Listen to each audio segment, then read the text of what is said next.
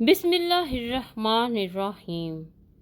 وہ تمام محبتیں اور برکتیں جو اللہ تعالیٰ اپنے نیک اور خاص بندوں پر نچھاور کرتا ہے، وہ سب اللہ رب العزت آپ کو اور آپ کے اہل خانہ کو نصیب فرمائے، آمین۔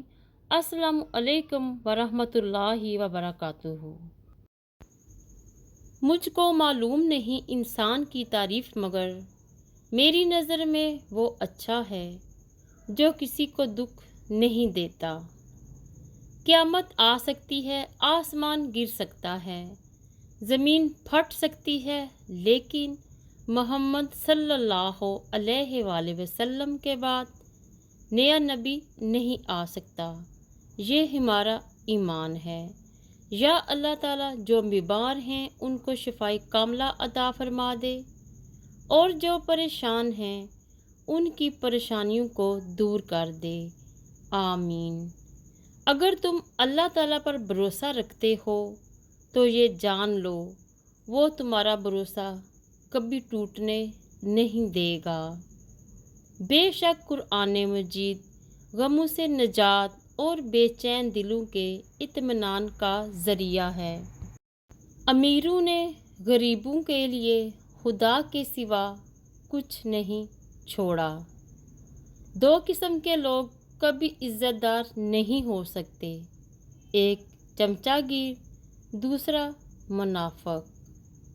تمہیں پتہ ہے جب بات ناممکنات پر آ کر رک جاتی ہے نا، تب میرا رب کہتا ہے ان اللہ علی کل شیء قدیر۔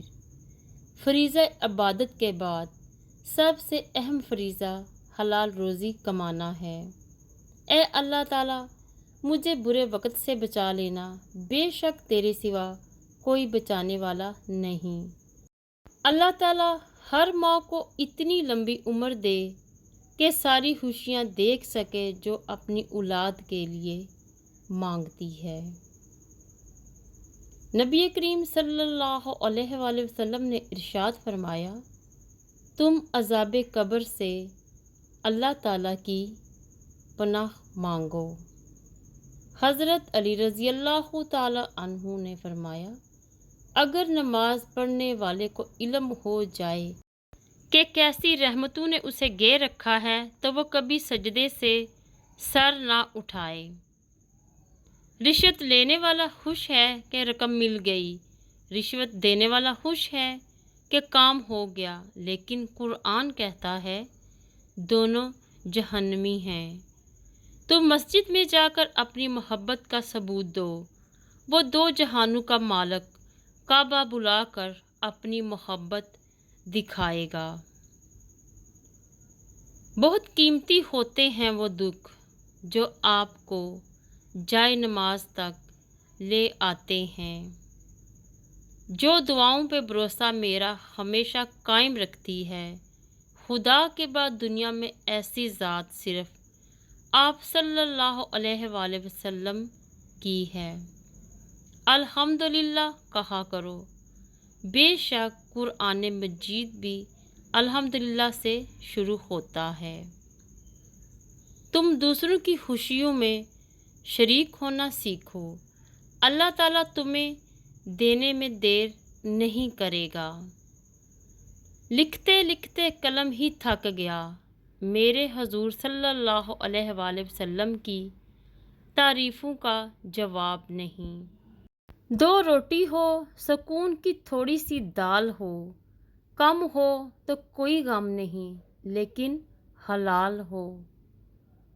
حضرت محمد صلی اللہ علیہ وآلہ وسلم نے فرمایا، جب تم ایسے ہو جاؤ کہ تمہارے غم زیادہ ہو جائیں اور تم ان غموں کو ختم کرنا چاہو تو مجھ پر درود پڑھو، یہ تمہارے غموں کو ختم کرنے کے ساتھ تمہارے گناہ بھی مٹا دے گا۔ پیر کامل صلی اللہ علیہ وآلہ وسلم، مجھے ہمیشہ ایسا لگتا تھا کہ خدا مجھ سے نفرت کرتا ہے، حالانکہ ایسا نہیں تھا۔ خدا تو ہر ایک سے محبت کرتا ہے، اسی لیے تو اس نے مجھے آزمائشوں میں ڈالا اور وہ اپنے انہی بندوں کو آزمائش میں ڈالتا ہے۔ جن سے وہ محبت کرتا ہے۔ خود سے کمزور لوگوں کی عزت کرنا شروع کر دو، اللہ تعالیٰ تم سے طاقتور لوگوں سے تمہاری عزت کروانا شروع کر دیں گے۔ اللہ نگہبان۔